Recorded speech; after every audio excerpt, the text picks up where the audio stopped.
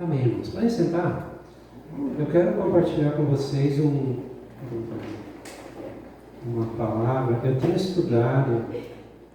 tenho tirado um tempo para estudar o livro de Daniel, que eu entendo que fala muito para os dias que nós estamos vivendo. E eu quero, à medida que o Senhor der a oportunidade e der graça, estar trazendo alguns tópicos ali do que eu tenho aprendido, tenho estudado, tenho entendido a parte de Deus. E eu gostaria de hoje iniciar, então, com Daniel 1, no capítulo 1, e olhar algumas coisas que eu entendo que são bem relevantes para os dias que nós estamos vivendo hoje. Vocês sabem que o livro de Daniel, junto com o livro de Apocalipse, são os dois livros da Bíblia que trazem mais profecias, palavras proféticas que dizem respeito aos últimos dias. Tem todos os outros profetas e tem muitas profecias lá também, mas esses dois, inclusive eles se alinham, aquilo que era figura ou que Daniel dava como uma direção, Apocalipse vem e completa aquela palavra, aquela mensagem.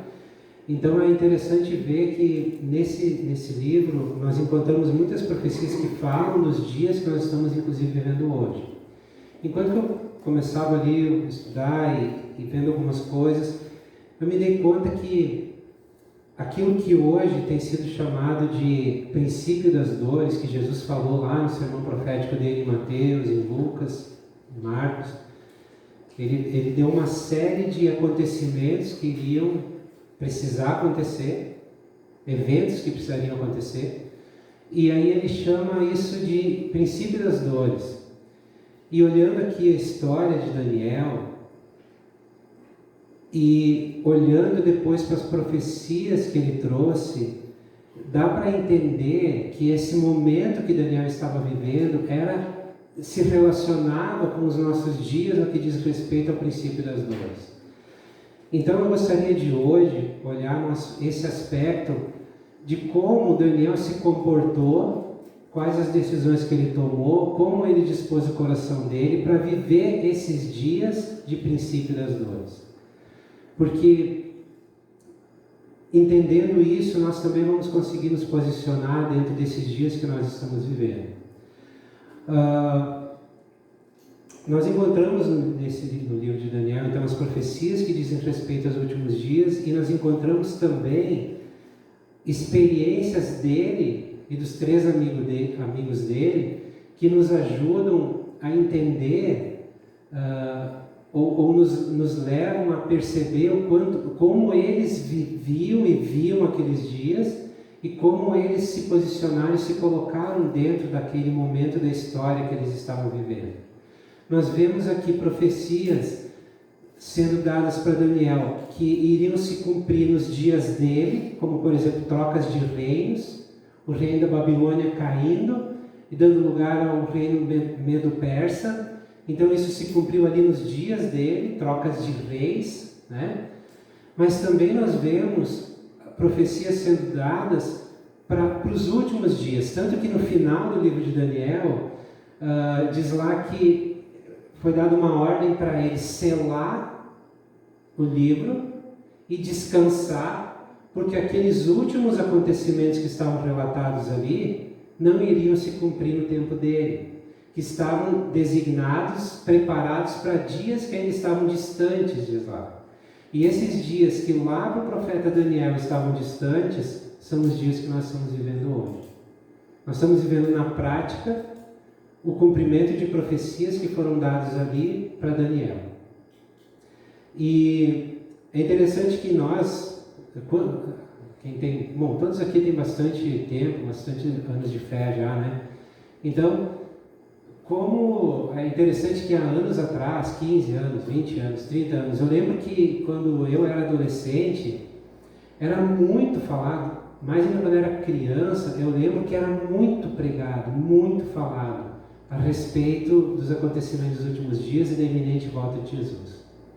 Isso lá nos 80, anos 90, e de alguma maneira dali para frente se parou de pregar essa palavra, se parou de pregar a respeito disso.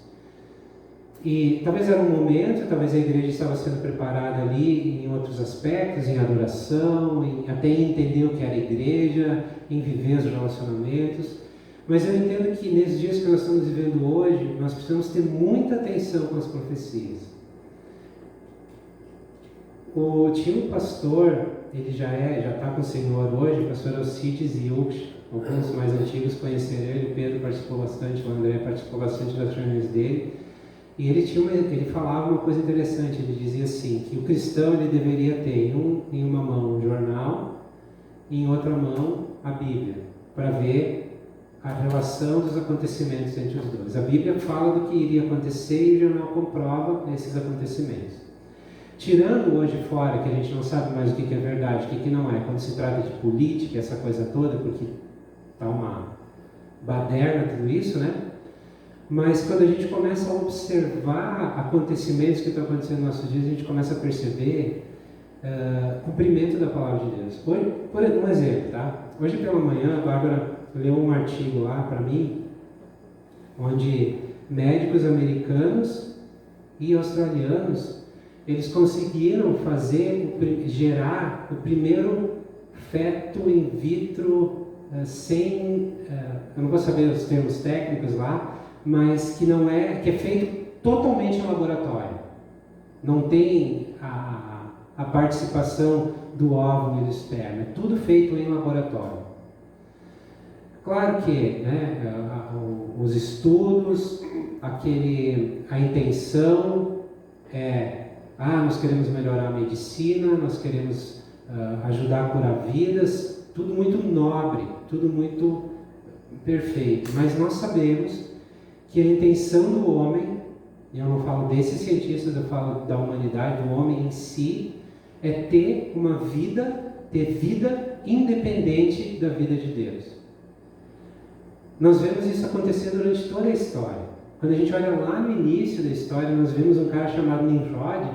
Eu estava lembrando disso hoje, pelo menos não tem a ver com a palavra aqui, mas a gente me veio à mente, esse cara, ele teve a brilhante ideia de construir uma torre, de levar essa torre até o céu, para estar lá, acima de Deus.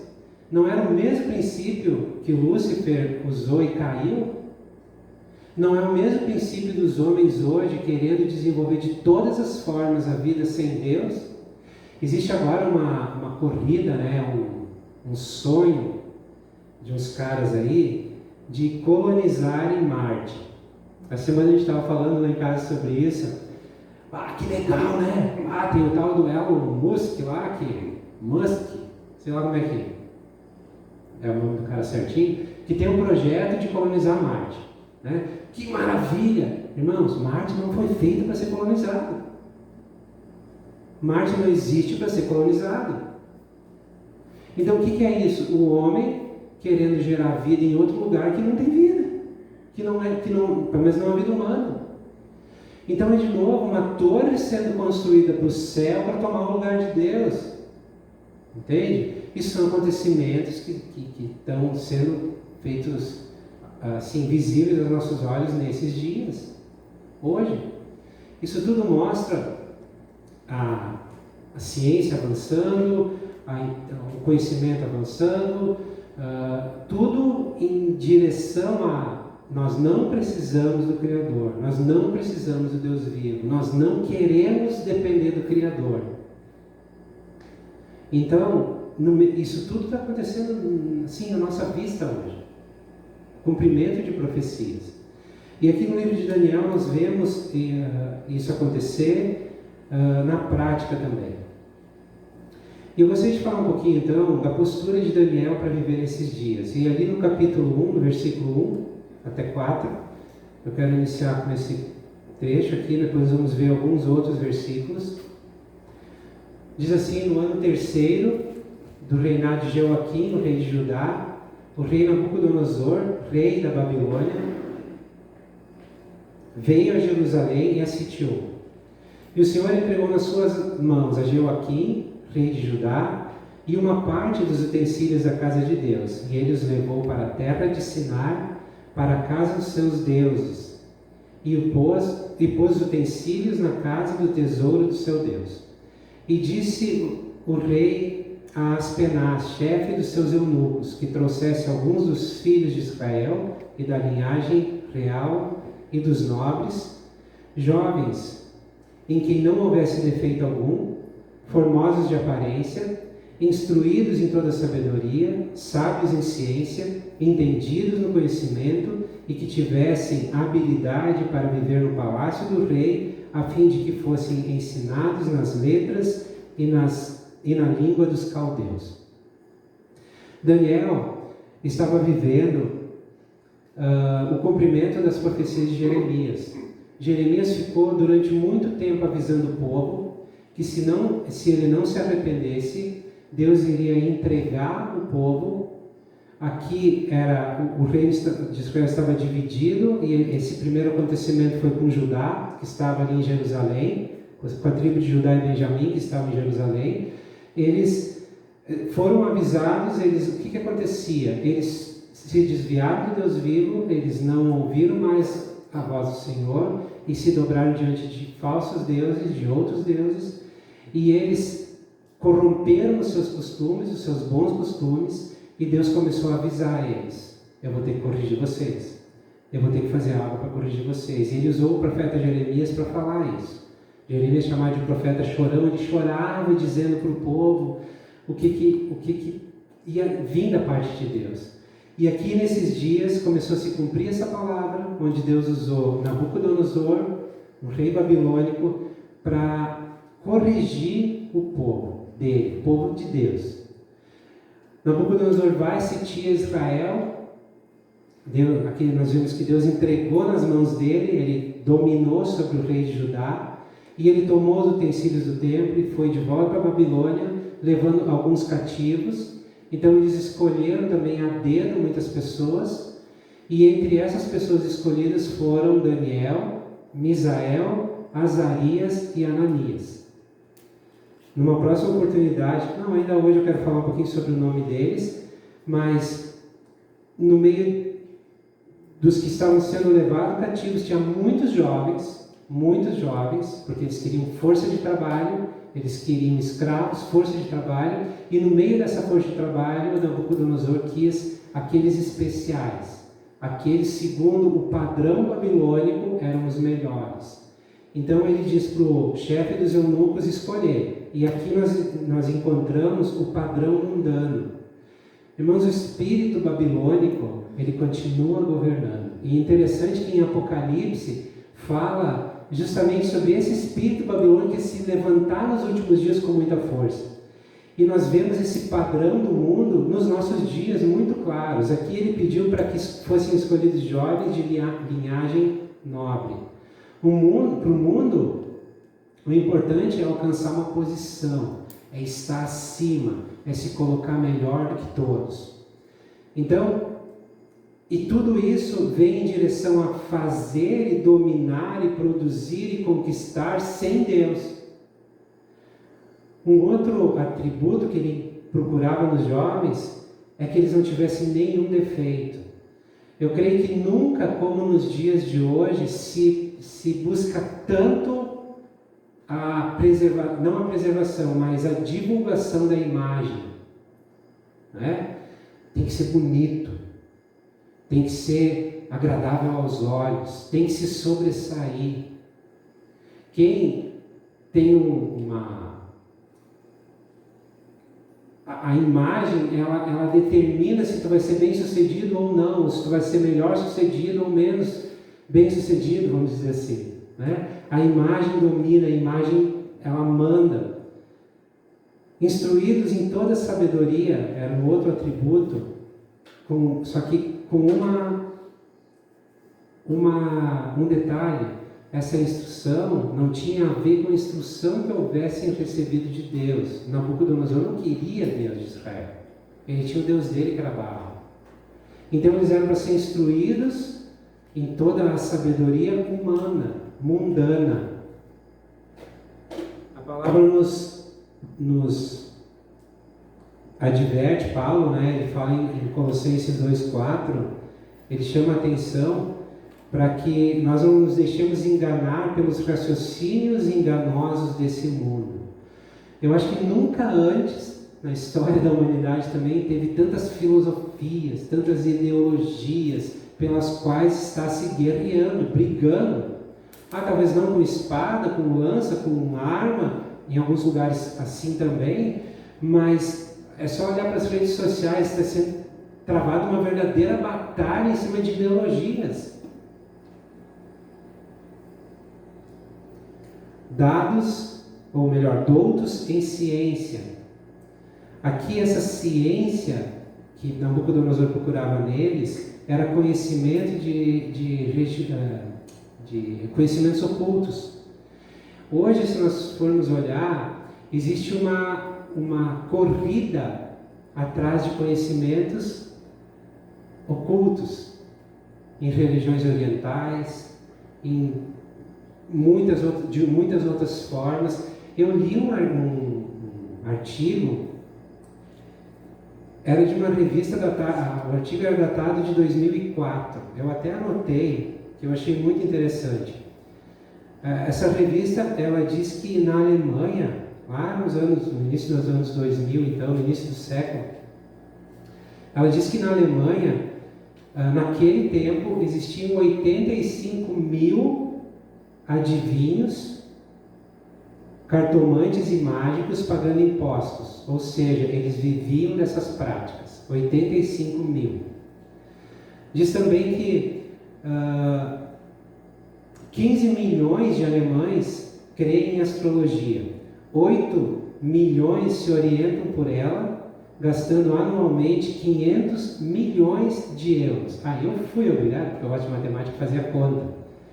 3 bilhões, 160 milhões gastos por ano, de reais no caso, gastos por ano para saber o futuro.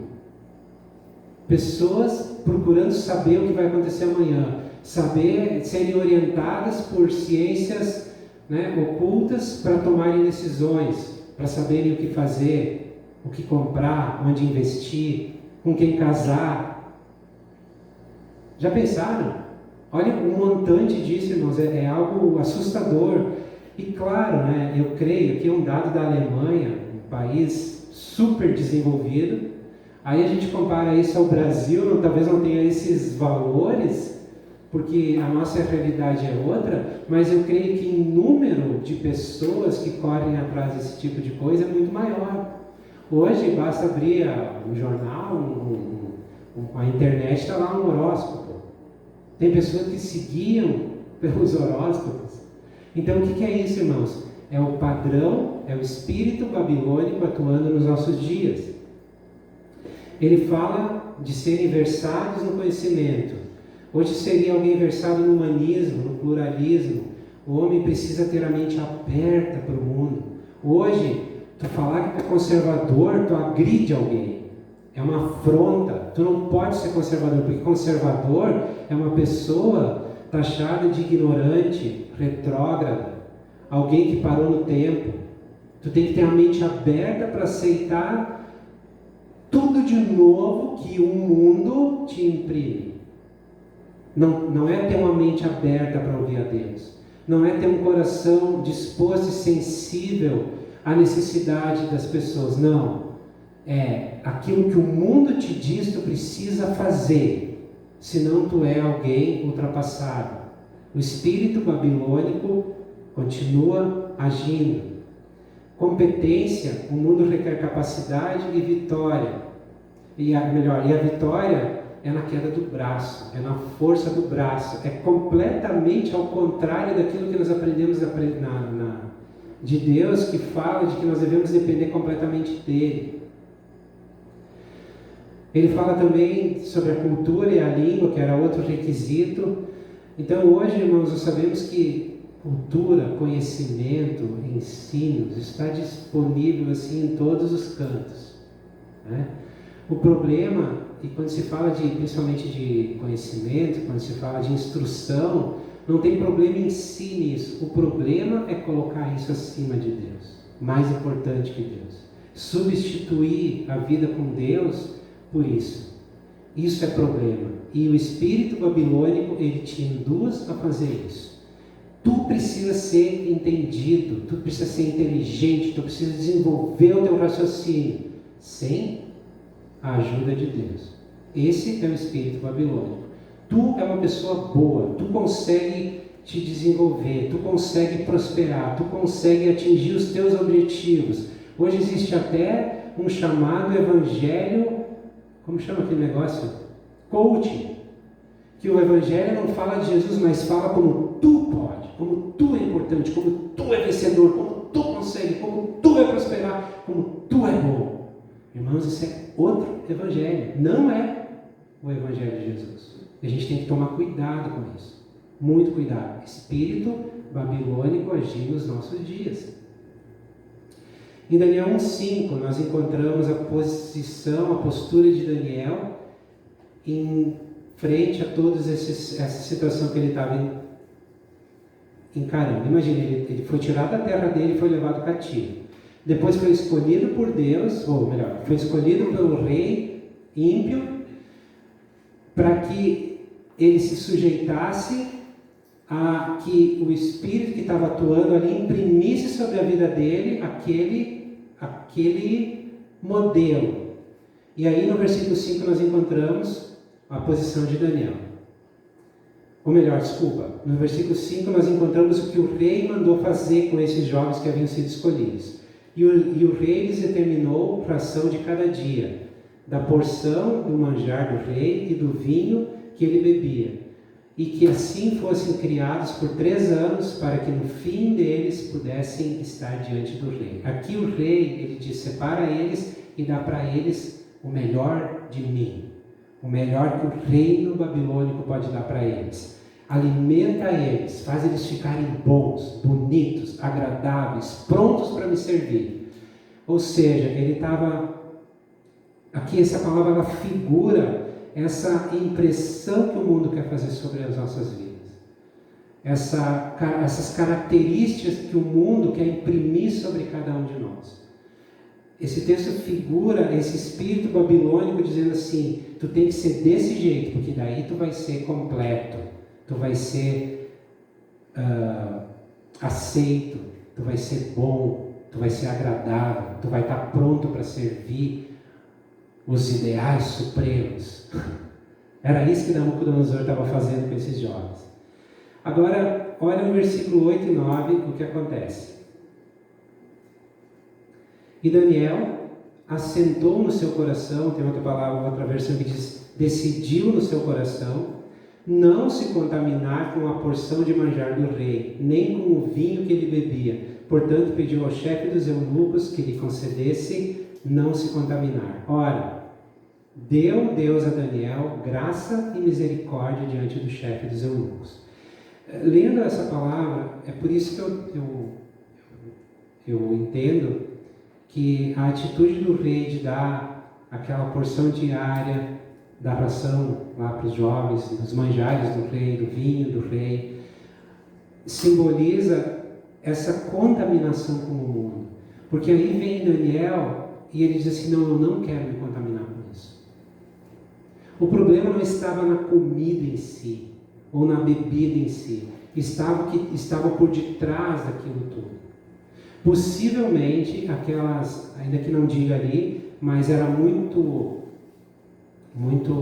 comum, esses reis ímpios, pagãos, eles consagravam seus mantimentos, seus alimentos, suas bebidas ao deus deles, que era Baal. Possivelmente isso havia acontecido, coisa que eu estou falando aqui, eu não estudei, não fui atrás para ver. Possivelmente tinha acontecido, e Daniel decidiu não se contaminar com esse espírito. Ele decidiu não fazer parte disso. E aí nós encontramos a palavra dizendo que Deus deu graça para ele diante dos eunucos, do chefe dos eunucos. Daniel ele não chegou de uma maneira arrogante, dizendo, eu não vou comer isso aí. Não, ele foi lá e disse assim, olha, por favor, eu não gostaria de comer isso. Dá para nós vegetais, frutas, água. Aí o chefe dos eunucos ficou com medo, né? Ele disse, não, mas se eu fizer isso, vocês vão ficar abatidos e a minha cabeça vai ficar na bandeja do rei. Aí Daniel disse, não, faz um teste, faz um período. E se depois que terminar esse período nós não estivermos melhor que os outros, então para. Ele foi humilde, ele buscou graça. e Deus concedeu graça para ele. Então Daniel, ele tomou uma decisão no seu coração de não se contaminar com esse espírito babilônico. E Deus deu graça diante dele, diante do chefe dos eunucos. E é interessante que Deus deu. Deus concedeu. Durante o livro, nós vamos ver, no livro de Daniel, nós vamos ver, Deus deu. Deus concedeu.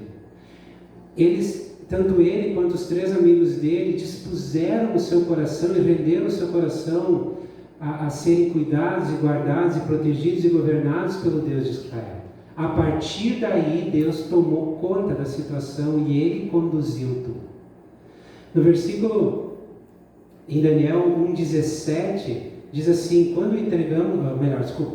ora, a esses 4 jovens Deus deu conhecimento, inteligência em todas as letras e sabedoria.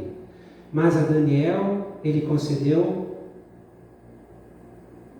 entendimento em toda visão e sonhos. Então olha só, Deus deu, Deus concedeu, a partir de uma disposição de coração de não se contaminar. Então, irmãos, quando nós entregamos de coração ao Senhor, assim como Daniel fez, todas as coisas terrenas, tudo que diz respeito à nossa vida humana aqui nessa terra, passam a ser controladas pelo Senhor, passam a ser cuidadas por Ele. Vocês lembram Romanos 8, 28? Todas as coisas cooperam para o bem daqueles que amam a Deus. Tem coisas ruins que acontecem na nossa vida que ainda assim estão cooperando para o nosso bem, porque nós entregamos e rendemos nosso coração completamente ao Senhor. Provérbios 23, 26 diz assim: dá-me, filho meu, o teu coração, e os teus olhos observem os meus caminhos. Me chamou a atenção e eu creio que o Espírito ministrou no meu coração essa semana, quando eu estava meditando nessa palavra. Sempre eu li esse texto: dá-me, filho meu, o teu coração, e os teus olhos observem os meus caminhos. Sempre veio, eu tinha entendimento, entrego o meu coração e cuido como devo andar, observando os caminhos do Senhor. Mas essa semana veio algo no meu coração dizendo, como se o Senhor estivesse dizendo assim: filho meu, me entrega o teu coração e presta atenção no que eu vou fazer. Observa o que eu vou fazer. Presta atenção no que eu vou fazer na tua vida, como eu vou conduzir a tua vida.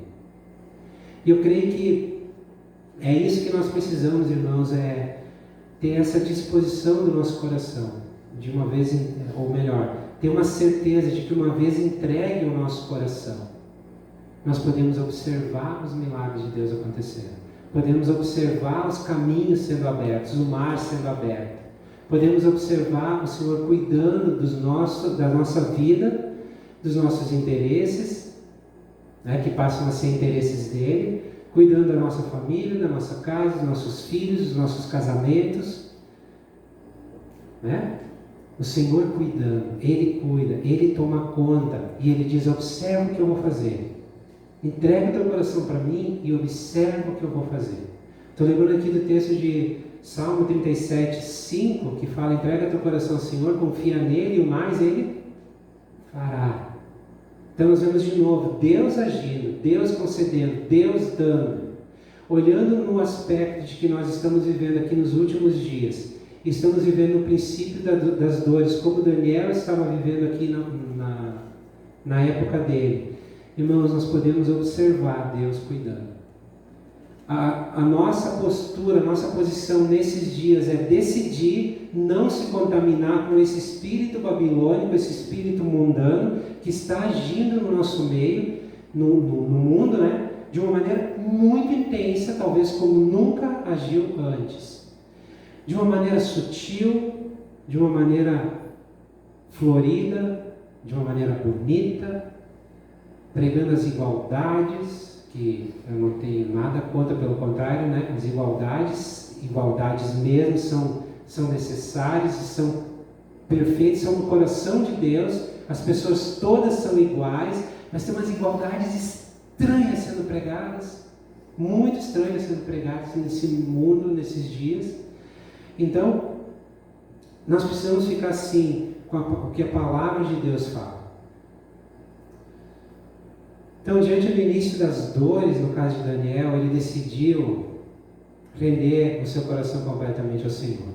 No versículo 2:20, no capítulo 2, versículo 20, nós vemos um outro aspecto que eu queria falar rapidinho.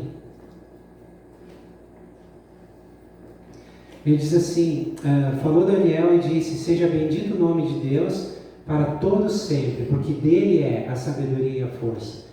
Ele muda tempos e as horas, ele remove os reis e estabelece os reis. Ele dá sabedoria aos sábios e ciência aos entendidos. Ele revela o profundo e o escondido, e conhece o que está em trevas, e com ele mora a luz.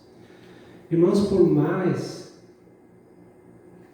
que os dias que nós estamos vivendo, assim como eram os dias nos quais Daniel estava vivendo, estão escuros, e parece que as trevas estão tomando conta.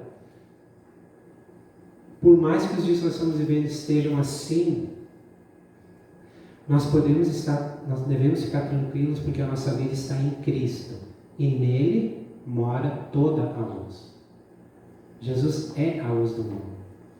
Então, por mais que a gente está vivendo dias difíceis, princípio das dores, dias de trevas, onde parece que as trevas estão prevalecendo, parece que elas estão prevalecendo, mas a gente não pode esquecer que Jesus, lá quando ele estava sendo crucificado, diz que em determinado momento as trevas tomaram a terra.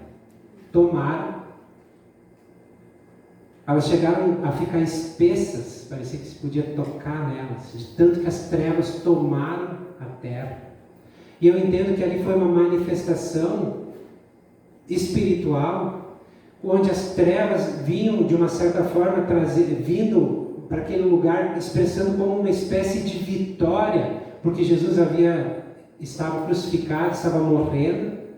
Só que o que a gente não pode esquecer é que aquelas trevas foram dissipadas depois, quando Jesus entregou o seu Espírito diante do Senhor.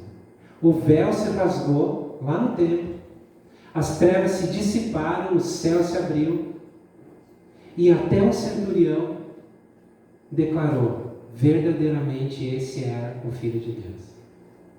Então, irmãos, por mais que estejam as trevas parecendo que estão dominando, nós podemos ter certeza de uma coisa: Jesus é a luz. E a volta iminente de Jesus para dissipar completamente essas trevas é assim. Eu creio nisso. As coisas estão acontecendo muito rápido. E a nossa esperança precisa estar nas promessas de Deus. E uma das promessas que Jesus nos deu é que Ele viria, Ele voltaria, Ele viria nos buscar. Em Hebreus 6,19, tem um texto que há um tempo atrás já falou muito comigo, e nesses dias tem falado de novo. Fala de uma âncora. Ele fala assim: a qual temos como âncora da alma, segura e firme, que penetra até o interior do véu, onde Jesus, nosso precursor, entrou por nós, feito eternamente sumo sacerdote, segundo a ordem de Melquisedeque. Ele começa dizendo a qual temos como âncora da alma. Ele está falando do quê? Ele está falando das promessas que Deus havia feito a Abraão. E essas promessas serviam e servem para nós como âncora de nossa alma. E dentro dessas promessas feitas lá a Abraão, estava prometido um descendente. E esse descendente é Jesus. E Jesus, ele já venceu as trevas.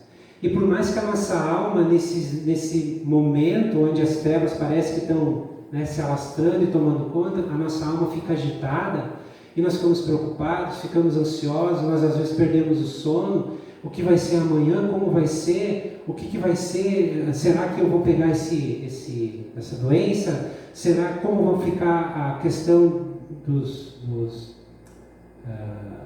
a questão financeira? Como vai ficar o nosso sustento? Como vai ficar tudo isso? A gente fica agitado, fica preocupado com uma série de coisas. É natural que a nossa alma balance.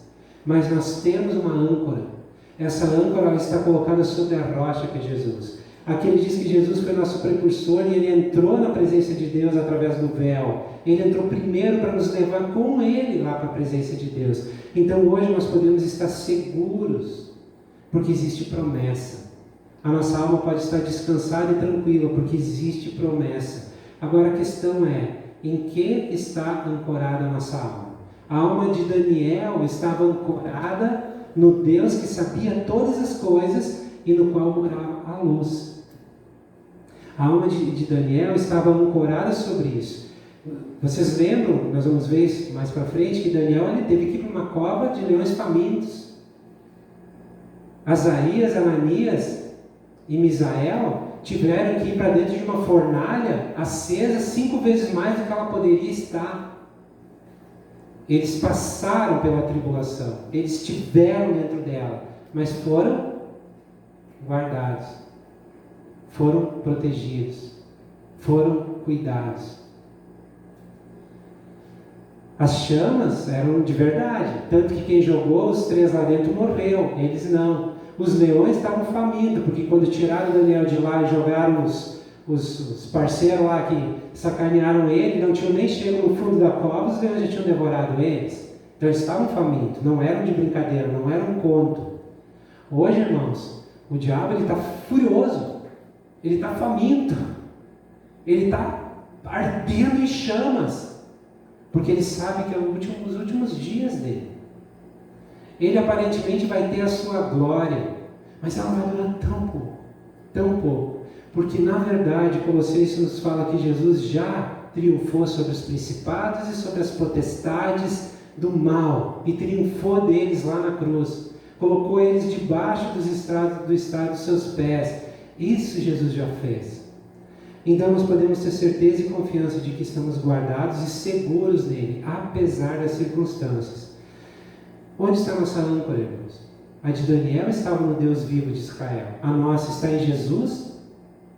Está nos homens? Nas vacinas? Ou nas notícias?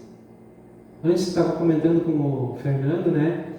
O Fernando estava testemunhando que as notícias não afetam ele, entram pelo ouvido e saem pelo outro, e ele fica seguro porque ele sabe em quem ele confia. Eu sei em quem eu confio, mas para mim as notícias fazem mal. Então o que eu disse para ele? Eu evito. Talvez sejam os manjares da Babilônia, e eu evito, eu cuido, porque senão me contamina mesmo. Fiquei animado em chegar no nível do Fernando e não me sentir mais afetado. Mas hoje não é assim. Mas aonde eu decidi colocar minha âncora? Nas notícias? Não. Em Jesus. Onde está minha âncora? Na vacina? Não. Em Jesus. Tem alguma coisa contra a vacina? De jeito nenhum. Mas a minha esperança de vida não está nela. A minha esperança de vida não está no que o governo vai fazer ou deixar de fazer. Tanto que, infelizmente, a situação está do jeito que está por mau governo de muitos aí. Né? Então a gente vai depender disso? Não pode. A nossa vida não depende disso. A nossa vida precisa estar ancorada sobre a rocha eterna, a pedra angular. Sobre essas, os poderes do inferno não puderam derrotar. Tem até uma canção da Zaf que fala isso, né? Então, irmãos, a nossa alma, ela deve estar ancorada no Senhor Jesus. Rapidinho, eu quero falar um pouquinho sobre algo muito interessante que nós encontramos aqui, que fala a respeito de identidade. No versículo 6, diz assim, no capítulo 1, Daniel 1, 6, diz assim: entre eles se achava, dos filhos de Judá, Daniel, Ananias, Misael e Azarias. O nome desses homens é muito interessante. Daniel, o Senhor é o meu juiz. Em Jesus, irmãos, nós somos julgados e nós somos absolvidos por causa dele, por causa do sangue dele. O Senhor é o nosso juiz. Ananias significa Javé é misericordioso. Nós não vemos todos os dias as misericórdias de Deus e a fidelidade de Deus se renovar sobre a nossa vida. Misael quer dizer quem é como Deus, ou seja, coloca Deus no seu lugar, incomparável, não há outro igual, não pode haver outro parecido com Ele. Homem algum vai ter a semelhança, homem algum vai poder substituir o que Deus pode fazer. Não, Deus é Deus, ponto. Azarias quer dizer Javé ajuda. Em Jesus nós encontramos ajuda para todos os nossos desafios e necessidades, irmãos.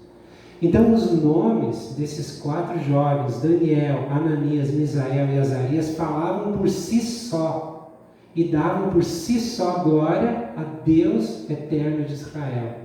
O que é que o espírito babilônico fez? Ou tentou fazer? No versículo 7 diz assim: e o chefe dos eunucos lhes pôs outros nomes, a saber, Daniel pôs o de Beltesazar, a Ananias o de Sadraque, a Misael o de Mesaque, e Azarias chamou de Abednego. O que o espírito babilônico fez através ali do chefe dos eunucos? Então, tentou fazer, tentou roubar a identidade de Daniel, Ananias, Misael e Azarias. Colocou nele outros nomes, tentou imprimir uma outra identidade, chamou de Beltesazar, Sadraque, Mesaque e Abednego. Sabe como Deus chama esses 4 jovens durante todo o livro de Daniel? Todas as vezes que Deus se relaciona ou fala com eles, ou se refere a eles, que a palavra se refere a eles da parte de Deus, sabe como chama? Daniel, Ananias, Azarias e Misael. Ele continuou chamando eles pela identidade que eles têm. Não importa se o mundo tentou roubar a identidade deles, Deus conhecia eles. Deus conhecia aqueles 4 jovens. Eles tinham rendido o coração a Ele. Irmãos, o que o mundo mais está tentando fazer hoje é roubar a nossa identidade de cristãos verdadeiros, autênticos. O mundo conseguiu entrar dentro das igrejas e roubou essa identidade. O mundo conseguiu imprimir dentro das igrejas uma coisa terrível. Levou para dentro das igrejas o humanismo, colocando o homem no centro. O homem vai para dentro de uma igreja para se relacionar com Deus, para saber o que Deus vai dar para ele. Quando não é suficiente, vai embora e procura outra para ver se lá aquele Deus daquela igreja dá para ele o que ele quer. Isso é espírito babilônico, irmãos. Mas Deus não mudou. E a nossa identidade não mudou. Quando a palavra fala de Israel, fala do remanescente de Israel. Quando fala da igreja, também fala no remanescente da igreja. A igreja tem um remanescente, que são aqueles verdadeiros e fiéis cristãos que não se rendem diante do espírito babilônico, do espírito de Baal. Sabe, esse espírito não é algo que vivia há milênios ou atuava milênios atrás. Ele continuou atuando e atua e está se fortalecendo e vai chegar num ápice nos últimos dias. Mas nós somos chamados pelo nome que temos, filhos amados de Deus. Em Cristo Jesus nós somos filhos amados de Deus e essa identidade não vai mudar. O mundo tenta imprimir isso, como a Babilônia tentou imprimir isso sobre aqueles meninos, mas não consegue, não conseguiu, porque Deus nos conhece, porque Ele olha para nós e vê a nossa identidade, o nosso nome escrito com o sangue de Jesus. Essa que é a grande diferença. Irmãos, para terminar aqui, para concluir, semana passada nós conversamos lá em casa, aí a Bárbara uma hora saiu lá para os fundos e Deus fala muito com ela lá no pátio, olhando uma planta, limpando uma flor, fazendo uma horta, e daqui a pouco ela voltou e ela disse assim: nossa, o ar está pesado. Mas não está falando do ar, clima, não está falando o ar espiritual, está pesado, está uma coisa estranha. Vocês têm sentido alguma coisa parecida com isso? Eu tenho sentido também. Os ares espirituais realmente estão pesados. Eu fico imaginando se os nossos olhos fossem abertos e nós pudéssemos ver o mundo espiritual, o nível de batalha que nós estaríamos vendo ali. Aí, quando eu estava lendo essa palavra, eu lembrei do que ela falou, e eu lembrei, realmente os ares estão agitados, estão pesados, uma batalha intensa está sendo travada, e a gente até se sente meio mal com isso, fica assim, receoso, nossa, o que vai acontecer? Aí eu estava lendo essa palavra e eu lembrei, irmãos, a fornalha também estava acesa, os leões também estavam famintos, e Daniel foi poupado, Ananias, Misael e Azarias foram poupados, guardados. Mesmo que essa opressão parece que ela está vindo sobre a nossa vida, a nossa esperança está sobre a rocha e por isso nós vamos ser guardados. A palavra, quando fala sobre a morte, diz que nem mesmo a morte pode vencer Jesus. E porque não venceu Jesus, não pode vencer a nós, porque nós somos seres eternos. Podemos até passar pela morte física, mas não eterna. Então, se esse momento que nós estamos vivendo de princípios da dor está intenso, está assim de literalmente tirar o fôlego, né? Literalmente, nós podemos ficar seguros de que o Senhor está no controle de tudo. Em Jesus é que está a nossa estabilidade, a nossa alma, os nossos sentimentos, nossas emoções, eles devem estar ancorados sobre a rocha eterna que é Jesus, a pedra angular. Apesar das trevas estarem cada vez mais nítidas, mais espessas, mais palpáveis, Jesus é a nossa luz e nós estamos nele, nós estamos na luz. Apesar do mundo estar agitado, temeroso, preocupado, o que será que vai acontecer? O nosso Deus, irmãos, é um Deus que traz clareza para a nossa vida e nos mostra os próximos acontecimentos, nos mostra o que vai vir daqui a pouco. Nós não vamos ser pegos desprevenidos. Outro dia estava um debate, no lugar que eu estava lá, estavam falando sobre a marca, falando sobre o Apocalipse, a marca da besta, porque nós podemos ser enganados, irmãos. Eu sinceramente creio que nenhum filho de Deus pode ser enganado nesse sentido. O Espírito Santo nos avisa, ou se não, irmão, o Espírito Santo. Então, irmãos, não sei os próximos, exatamente quando vão ser os próximos acontecimentos. Para mim, eu tenho falado isso desde o início da pandemia. Para mim, a pandemia foi uma chave de start. Foi ligado à última semana, os últimos momentos que falam no livro de Daniel. Para mim, é isso que aconteceu. E agora, os acontecimentos vão vir um após o outro. Eu posso estar enganado. Pode isso aí tudo passar e durar mais 2, 3, 4, 5 séculos, não sei.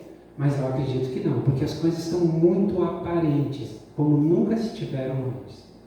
Então, no meio de tudo isso, vão vir dias de tribulação. Daniel foi para a cova dos leões, os 3 amigos foram para a fornalha, mas nós temos que entender uma coisa: no meio disso, eles foram guardados. Nós estamos vivendo dias difíceis, talvez vão vir dias ainda mais difíceis, mas no meio disso, nós seremos guardados. Essa é a promessa de Deus. Amém? Tu crê nisso? Amém? As profecias, elas nunca, e não são para isso que elas são dadas, elas não devem gerar medo, elas devem gerar esperança. Quando eu olho para tudo isso, e olhando as outras profecias que estão em Daniel, que nós vamos ver para frente, enche o meu coração de esperança e certeza de que o Senhor está no controle de tudo. Amém, irmãos? Eu queria agora, junto com vocês, nós podemos tirar um tempo, e ainda alguns minutos, louvar o Senhor juntos, e agradecer por tudo que Ele tem feito, por quem Ele é, e saber que mesmo que nós tivermos que passar pelo vale da sombra e da morte, nós não vamos estar sozinhos nele.